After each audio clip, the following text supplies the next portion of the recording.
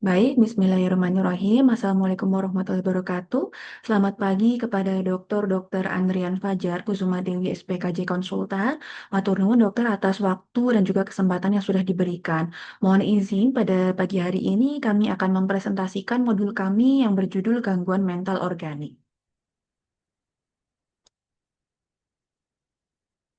Untuk tujuan pembelajarannya, yang pertama adalah untuk mengetahui dan juga memahami konsep dasar dari gangguan mental organik, kemudian untuk mengetahui dan juga memahami faktor resiko, etiologi, dan diagnosis dari gangguan mental organik, serta mampu melakukan penata laksanaan yang tepat dan melakukan pencegahan serta manajemen jangka panjang.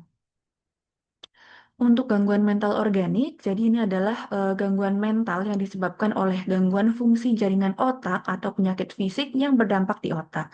Ditandai dengan adanya penurunan fungsi kognisi, perubahan perilaku atau emosi, serta adanya gangguan orientasi. Biasanya memiliki penyebab medis atau neurologis yang jelas.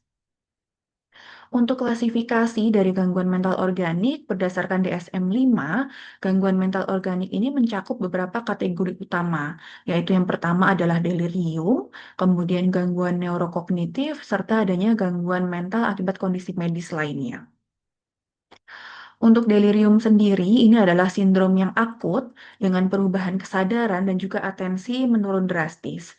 Ciri khas pada delirium yaitu onsetnya cepat, fluktuatif, dan dapat bersifat reversibel jika memang penyebabnya bisa diatasi. Untuk kriteria DSM-5 untuk delirium, yang pertama adalah adanya gangguan dalam perhatian, yaitu seperti kemampuan untuk fokus, mempertahankan, atau mengalihkan perhatian. Kemudian perkembangannya cepat dalam waktu yang singkat, bisa beberapa jam hingga hari dan dengan fluktuasi sepanjang hari. Kemudian adanya gangguan kognitif tambahan, misalnya gangguan memori, disorientasi, gangguan bahasa, dan juga gangguan persepsi. Kemudian tidak lebih baik dijelaskan oleh gangguan neurokognitif lain dan adanya bukti bahwa gangguan ini akibat kondisi medis lain, yaitu seperti intoksikasi ataupun efek obat.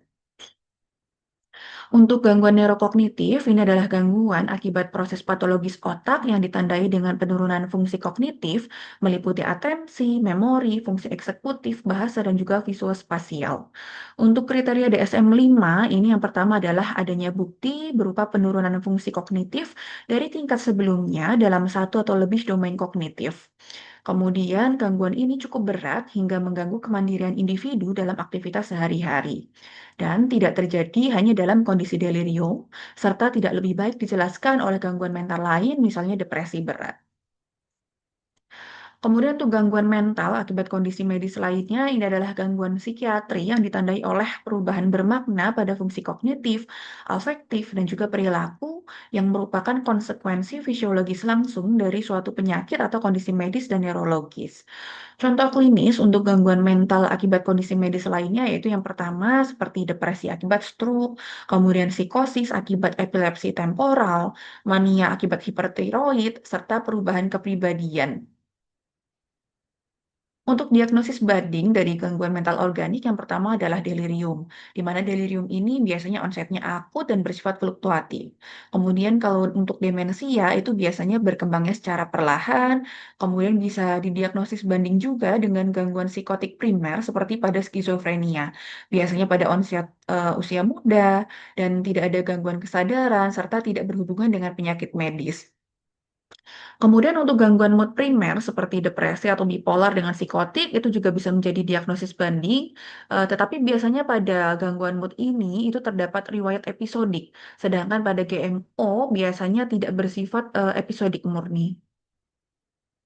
Untuk prinsip dasar GMO ini yang pertama adalah identifikasi dan juga mengkoreksi penyebab dari organik terlebih dahulu.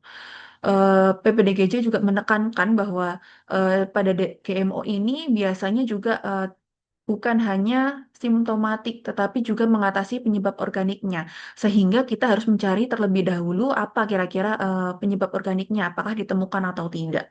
Kemudian terapi simptomatik itu diberikan bila gejalanya mengganggu keselamatan ataupun fungsi dari pasien. Dan juga bisa diberikan pendekatan secara biologis, psikologis, dan juga lingkungan sesuai dengan kondisi pada pasien saat itu.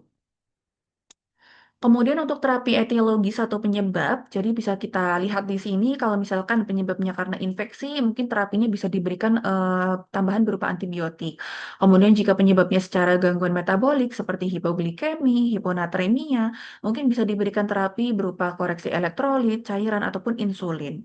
Kemudian jika penyebabnya karena hipoksia, maka bisa diberikan terapi oksigenasi.